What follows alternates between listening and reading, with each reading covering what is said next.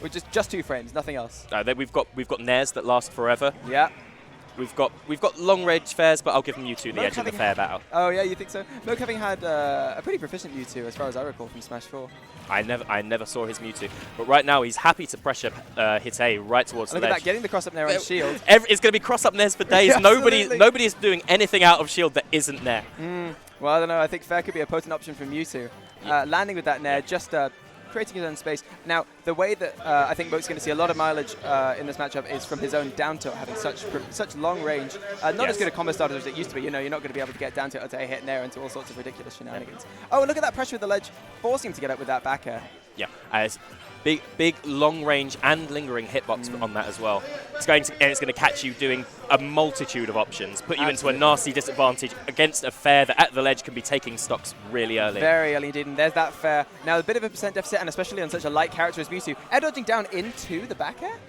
Yes. So once Hitei has Moke off stage, he's going to start trying to read jumps out with that explosive flame. And Mewtwo historically with bad ledge options, going to have to work very hard to get back in. There's that F-tilt. But here's the question. What does Palutena do once she has the read? Once you know your opponent's going low, what do you then mix up Explosive Flame with? More Explosive Flame?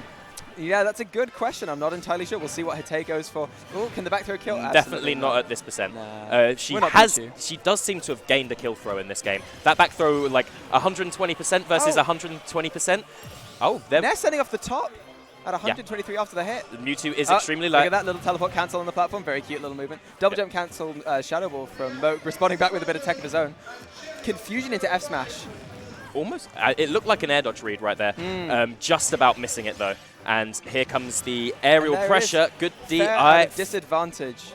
Such a potent option for Mewtwo. And look at that. He's still using that double jump. Let's see what they. Was it? Excuse me. Was it not up throw o'clock? Yeah, I think it would have been up throw o'clock. Oh, two-framing Palutena. Actually, quite. It was a relatively stable timing in Smash 4. It was something that I know a lot of Mewtwo's could do consistently. So. Oh, using Mewtwo's wall jump into the confusion, baiting out the shield. Yeah, very smart. Really good way to turn yourself around and be ready to throw out that fair pressure on shield, in case your opponent doesn't get hit by the confusion. Absolutely. And look at that, as it grabs into forward throw, one of the most damaging throws in the game even now. Just chasing him with dares off stage, knowing that if Hitei messes up once, that's the start. That could be the conditioning in this. Now that Hitei expects the dare to come, you can start getting back on stage and waiting for the panic option with some scary options of his own. And look at the way Moke's playing around Mewtwo's ledge up, just catching him with the F smash. Absolutely incredible. Hitei's pressing the panic button quite a bit. So let's see what he does now. Jump from ledge. Okay. Interesting. He was previously using a lot of confusion mix-ups, especially the new double jump confusion, where the first confusion will send you. Do it again. Go on, do it. Oh. If he'd have just up smashed again, it would have been that would have been stock and would have been a completely even game. But he's forcing him away from ledge with up air, creating his own space. Moke really controlling this matchup, even from off stage. If after the third attempt, I'm going to be disappointed if Hitei does not go for a neutral get up read at up smash like for the third time in a row, because. And look at Hitei cornered. It would have been the correct option the last 3 interactions at the ledge. Yeah, very true, very true. And look at that, using the confusion to stall low, but no longer going to give him more recovery. Gonna have to regrab? My goodness, the up smash is calling. It's got so many more active frames in this game. So many more. And look at that, dashing under the explosive flame, comboing, what is that, small shadow ball into down tilt. What's he going to do at ledge? Another F smash read. Okay. Now, you did used to have an option select with, that was not, that was a bit of sus DI right there. We didn't get the kill lightning. No. However, I've seen that move kill a lot. I don't quite think the community has figured out DI quite yet, because I'm seeing a lot of these kills with no kill lightning either. For sure, for sure. Getting the right read on the tech chase, not quite following up with the dash attack, and now he's just having to expend more resources. It's trying to force Mewtwo to land in the middle of the stage, throwing that short range explosive flame. And look at this use of fairs just to really change the entire tide of the battle. Okay, so Hitei just almost died right there. Opting to put Mewtwo off stage again. Oh, a very laggy air dodge. Yeah, there it is. There's the auto reticle, as you were saying. Shadow Ball into Hitei. Yeah. So Moke's using that as a really great poking tool to force Hitei into shield, or at least force Hitei to either shield or get hit. I don't think Hitei meant to put the explosive flame up there, but it happened to work for him anyway. Oh, back air catching it from all the other side of Mewtwo. Here he goes, reading the jump option. Oh, he's done it. Gonna be the kill. Catches him up high off stage with that explosive flame. Just once is all it really takes. And he was down on percent as well for a lot of that last stock. He really managed to knuckle down and pull it back. Perhaps showing a bit of a weakness in Mewtwo's lightweight. Yes, he really doesn't want to be lingering at that ledge too long. And in that final stock, we started seeing Cans reading that option, getting back underneath the platform and being ready for it with that huge nair, put him straight back into that disadvantage, which he then pretty much won the game off. For sure. I think it's Mewtwo's. I think it's his ability to beat Mewtwo out in disadvantage that really turned the tide there, and especially Mewtwo's very slow aerial momentum was what was able to force that situation with explosive flame right there. Because Mewtwo's got an incredibly bouncy double jump, but it does have quite a lot. It does take quite a long time to start up. It was the reason why, for example, Mewtwo couldn't get out of a lot of 50-50s last game. But we're going straight back to Pokemon Stadium game 2. However, best air dodge in the game. Is it that good now? Not now. Yeah, it used to be for sure. And he's no longer got that tool of phasing, which was such a brilliant mix-up on timing. Hitei holding center stage for a second there. Both players just going to harass each other with whatever safe projectiles they've got at that range. I really rate this use of auto reticle right now because it's completely stuffing out Mewtwo's approaches. He doesn't quite dash low enough to get under it in time.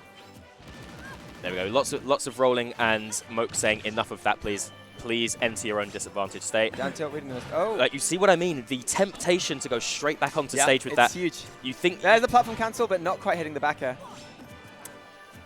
But yeah, it's very tempting. I bet for both characters. And then, so what that does is, the only way to not have to drop in and shield, to not have to dash in and cancel with either crouch and then shield, or just shield on its own, is going to have to be to jump. And then what are you jumping into? A Palutena reading it with a full hop nair, or a short hop nair. Absolutely, and it's such a lingering move, you can't even air dodge through it, or...